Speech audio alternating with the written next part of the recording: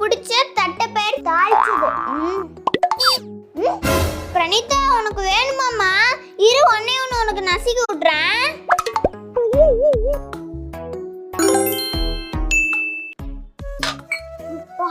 Biscuit தண்ணியில தொட்டு சாப்பிட்டு எவ்வளோ டேஸ்டியா.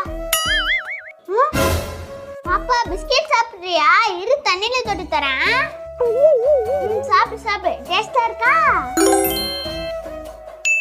சே, தோல் ஊற்றி சாத்துக்குடி எவ்வளோ டேஸ்ட்டுப்பா.